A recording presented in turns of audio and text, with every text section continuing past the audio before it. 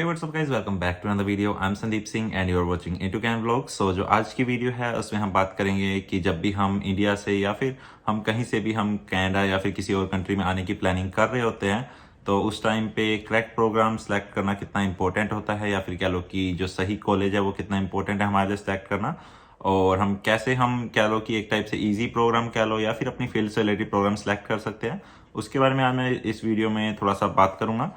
सो ठीक है, without wasting your time let's start this video right now.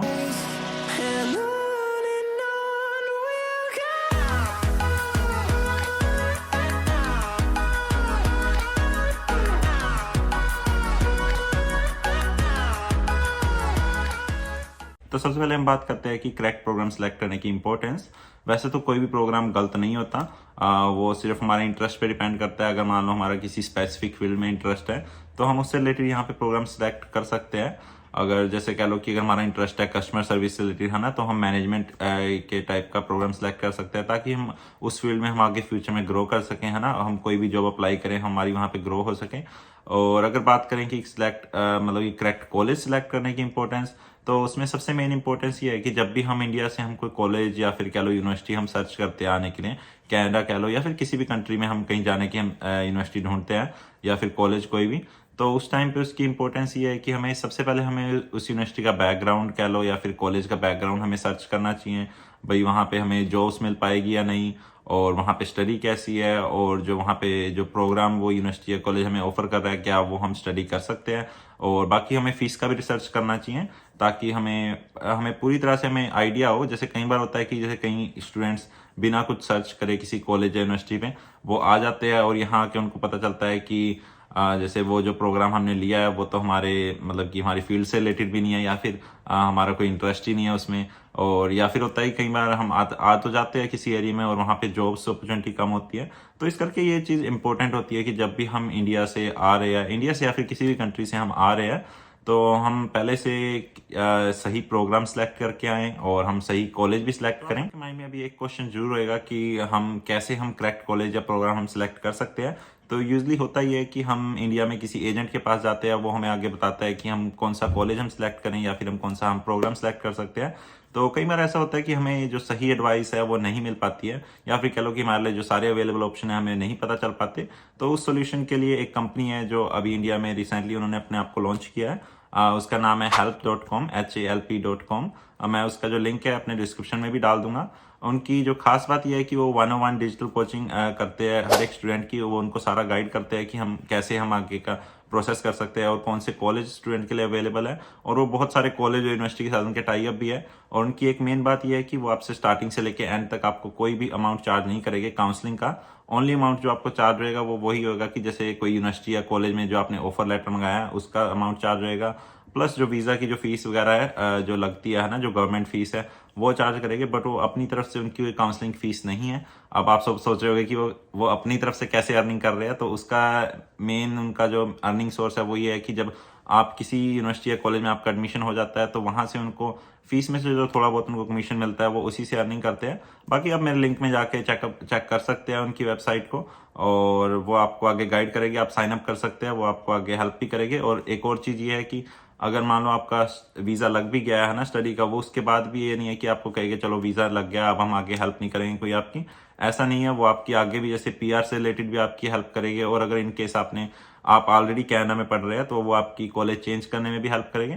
तो आप उनको जरूर चेक करना. और मैं अब वीडियो कंटिन्यू करते हैं यहाँ से. बात कर लेते हैं कि कनाडा में जब भी हम स्टडी करने के लिए आ रहे हैं या फिर किसी और कंट्री में आ रहे हैं तो ईजीएस्ट प्रोग्राम कौन से होते हैं यहाँ पे. तो ईजी या डिफिकल्ट यहाँ पे एक हिसाब से कोई भी प्रोग्राम नहीं होता है, वो डिपेंड करता है कि हमारा इंटरेस्ट है या नहीं इस प्रोग्राम में. जैसे मान लो कि अगर हमारा किसी स्पेसिफिक सब्जेक्ट में या फिर स्पेसिफिक हमारा फील्ड में इंटरेस्ट है, तो अगर हम उसी फील्ड से रिलेटेड हम आगे कॉलेज या प्रोग्राम हम सिलेक्ट करते हैं तो हमें वो प्रोग्राम इजी लगता है. और बाकी जो यहाँ पे स्टडी है वो कंपेयर टू इंडिया की स्टडी उससे इजी है, क्योंकि यहाँ पे जो स्टडी है एज मैं पहले भी वीडियो में बात कर चुका हूँ, जो यहाँ पे जो स्टडी है वो डिवाइडेड होती है. जैसे मान लो हमारे फाइनल एग्जाम है, वो सिर्फ हमारे उस पर डिपेंड नहीं करता. जो फाइनल एग्जाम पे हमारा जो डिवाइडेड होता है वो पोर्शन, जैसे अटेंडेंस में असेसमेंट कह रहा हूँ मैं, जैसे जो हमारे असाइनमेंट्स होते हैं उस पर हमारा डिपेंड करते हैं मार्क्स. और भी बाकी जैसे जो मिड टर्म टेस्ट होते हैं उस पर डिपेंड करते हैं हमारे जो मार्क्स एंड एवरीथिंग। सो इस करके यहाँ पे जो स्टडी है कंपेयर टू इंडिया ईजी होती है। बाकी जो प्रोग्राम होते हैं वो हमारे इंटरेस्ट पे डिपेंड करते हैं। जैसे मान लो कि अगर हमारा इंटरेस्ट है कि हमने कनाडा में आके इन फ्यूचर हमने पुलिस में जाना है, या फिर कह लो कि हमने कोई लॉ से रिलेटेड जॉब करनी है ना, तो हम उस केस में मैं रिकमेंड करूँगा कि हम जैसे पब्लिक एडमिनिस्ट्रेशन से रिलेटेड जो बहुत सारे प्रोग्राम और कोर्सेज होते हैं हम उनको कर सकते हैं, और उसमें हमारा करियर आगे बन सकता है। और जो कि मोस्टली जो केसेस होते हैं, जो स्टूडेंट्स इंडिया से आते हैं है ना, जो इन्होंने साइंस फील्ड ली होती है, जैसे मेरा खुद का ही केस है। अब जब मैं इंडिया से आया था, मेरी साइंस की फील्ड थी है ना, मैंने नॉन मेडिकल करी हुई थी 12th में। तो उस टाइम पे मैं, जैसे कोई भी जनरल स्टूडेंट है वो आगे यही सोचता है कि मैंने इंजीनियरिंग ही करनी है ना, तो चाहे इंटरेस्ट हो या ना हो, तो हम आगे नॉन मेडिकल के बाद हम जनरली हम इंजीनियरिंग लेके आ जाते हैं यहाँ पे। और मोस्टली ये होता है कि हमारा इंटरेस्ट होता नहीं है, और फिर हम आगे जॉब्स जो करते हैं वो होती है कस्टमर सर्विस से रिलेटेड ज़्यादातर है ना।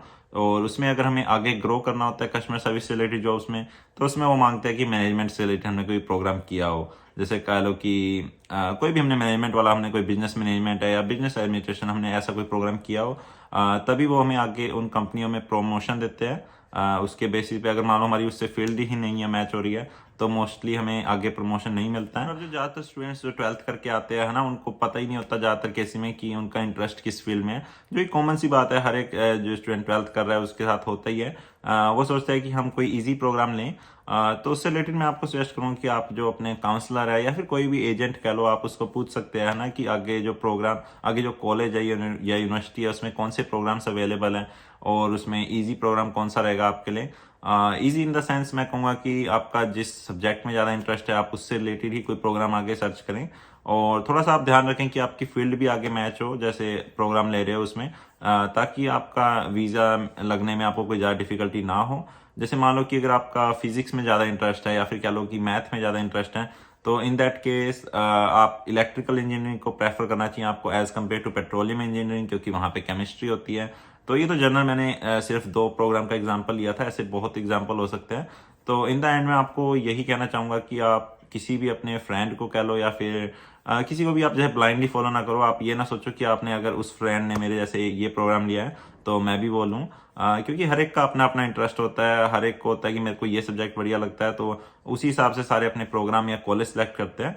तो आपको अपना देखना पड़ेगा कि आपको कौन सा कॉलेज बढ़िया रहेगा आपके लिए, या फिर कौन सा प्रोग्राम सही रहेगा। तो ठीक है गाइज, आज की वीडियो में बस इतना ही था, और होपफुली आपको ये वीडियो बढ़िया लगी होगी। मेरे को जो इन्फो थी है ना, जितनी मैंने आपको बता दी है, जो मेरा खुद का एक्सपीरियंस था है ना, कोई भी कॉलेज या प्रोग्राम सेलेक्ट करने, मैंने आपको बता दिया है। हो सकता है कि मैंने कुछ पॉइंट मिस कर दिए हो, मैं आपको कमेंट सेक्शन में आपको बता दूंगा उससे रिलेटेड, और अपने इंस्टाग्राम पे स्टोरीज पाके भी आपको गाइड करता रहूंगा। और अगर आपको कोई भी क्वेश्चन, डाउट या आपका कोई सजेशन है तो मुझे कमेंट सेक्शन में जरूर बताना। और हर बार की तरह अगर ये वीडियो आपको बढ़िया लगे तो इसको लाइक कर देना, और अगर बेकार लगे तो इसको डिसलाइक कर देना, और मुझे कमेंट सेक्शन में जरूर बताना। और जो मैंने आपको प्लेटफॉर्म जो मेंशन किया है help.com, आप उस पर जाके साइन अप कर सकते हैं, और आप उनकी जो उनके कोचेज है उनकी काउंसलिंग लेके आप देख सकते हैं है ना। भी आपको अगर सही लगता है तो आप वहाँ पे उनके थ्रू भी कंटिन्यू कर सकते हैं। सो ठीक है, thank you very much for watching today's video, and I hope you all have a great day ahead.